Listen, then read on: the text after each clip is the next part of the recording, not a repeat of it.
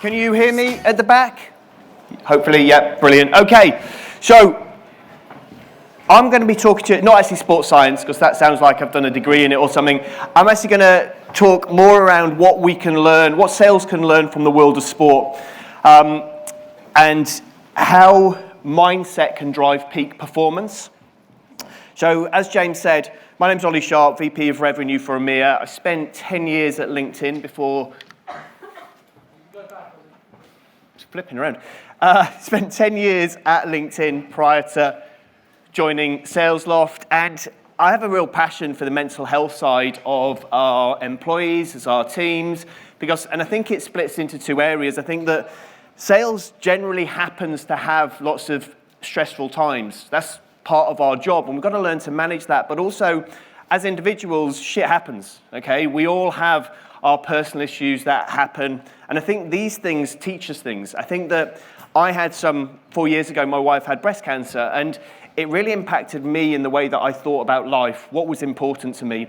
And my boss at the time put things really clearly for me, saying that, okay, your number one priority is your wife, your number two priority is your family, your number three priority is yourself, make time for yourself, and number four priority is work. If you get any time left, do some work. And it makes you think differently. But what I'm going to talk about more today is the general everyday stresses that we have in our sales career, in our sales life. These aren't aligned for some reason. Where's James? Don't know. Okay, I'm going to have to keep looking back, I'm afraid, because there's some things missing.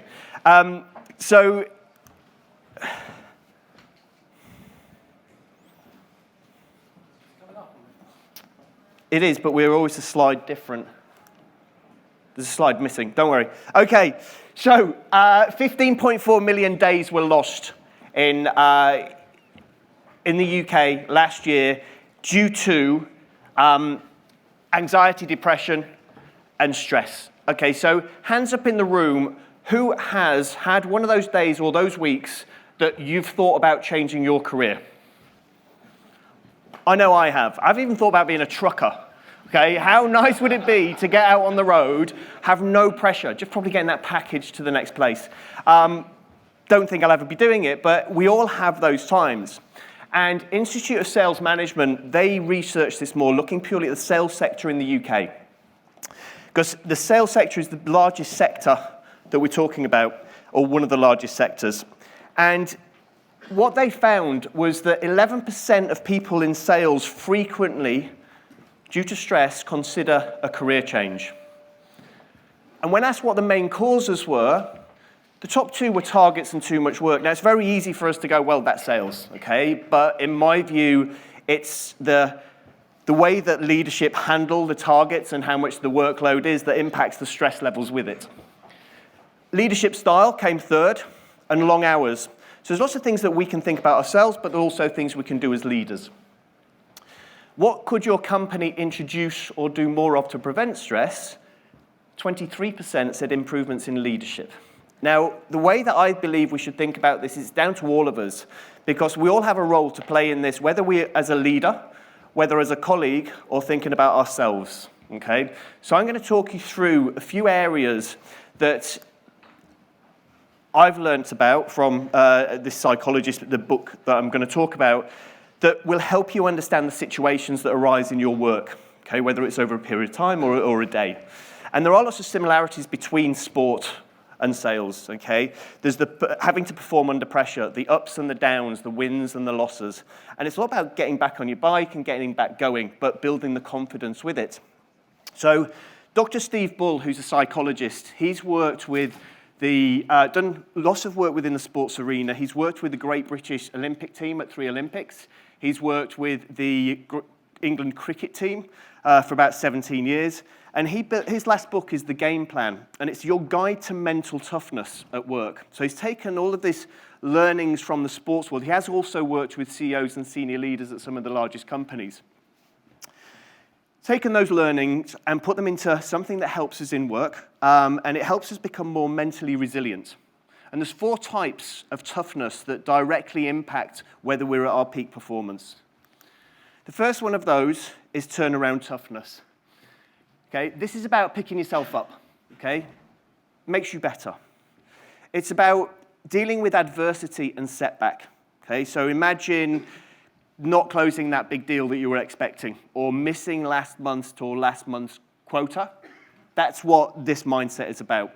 And Steve Ball puts it down to two areas. The first is reconnecting with previous success. And what he does with this, builds it on an A4 piece of paper or a whiteboard, builds a confidence peak chart. So imagine a mountain range with 12 peaks on it.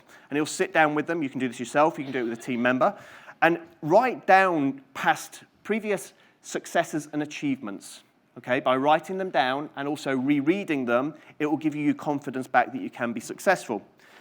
But also it's about learning and moving on. Okay, a lot of us may just try to forget the bad things that happen and move on to the next quarter. What can you learn from that? There's a great book called Black Box Thinking that talks about learning from failure.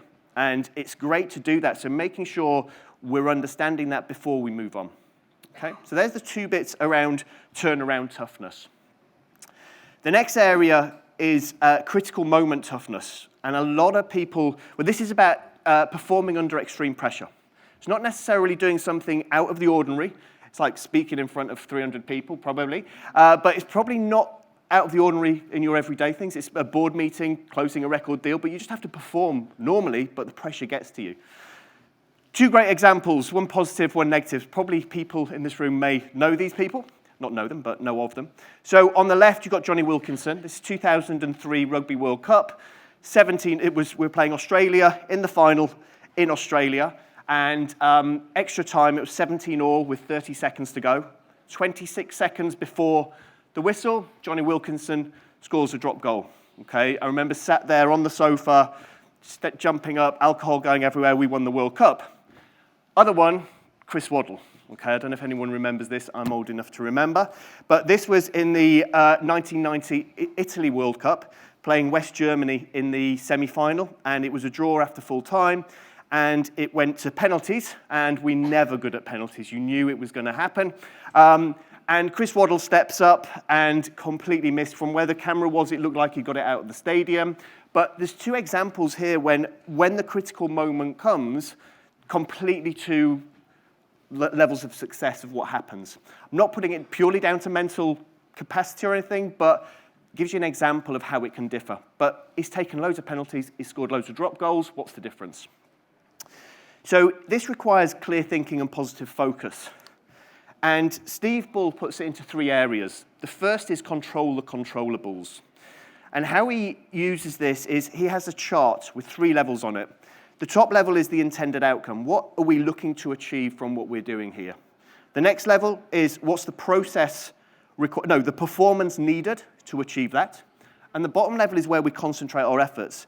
It's the processes required, okay? And a good example is me standing on this stage today, because I broke it down. I used this model for preparing for today. I looked at the processes I need to do, which was the presentation, my bullet points, concentrating on those. They're the things I can control. So you're concentrating on the bottom level, the elements you can control. Second part is move slow and breathe deep. Now, when we're not breathing deeply, when we're not moving slowly, our heart rate increases. Blood goes around our body quicker, it goes to our brain quicker, we think slower, okay? That's why I don't drink coffee before speaking. I can't do it, it's not a good thing. So move slow and breathe deep. And the third part of this is see and think success. So visualization. This is Major James Nesmith. He was a keen but average golfer, doing around mid-90s per round on his favorite course. And he was a Vietnam veteran, went into solitary confinement for 7 years, and he was in a cage that was 4 foot by 5 foot. But every day, to keep his mind sane, he had a round of golf, okay, in his little cage. And he would stand there, pretending to feel the golf club, swinging the golf club, feeling the wind in his hair or whatever, listening to the birds, and he would take the time between each shot. Okay, so it's proper visualization where he was imagining the rounds being successful, and it would take the same amount of time as a normal round with golf would. Now, after 7 years solitary confinement, he got out, and he wasn't in the best of health, but he went and played golf on his favorite course. He went around in 74, okay, 20 shots below his average, best he'd ever done. Okay, that shows you the power of visualization and thinking about the success. But he also talks about, Steve Ball talks about positive self-talk. So positive self-talk impacts how we perform, okay? So it's like when my daughter walks in with a tray with loads of glasses on, and my wife goes, don't drop them, I know what she's going to do. Whereas if you want to put it down over there, there'll be different results. And it's like me, so concentrate on the do's, not the don'ts. Okay, it's like me coming up, don't want to be thinking, don't trip up, don't do this.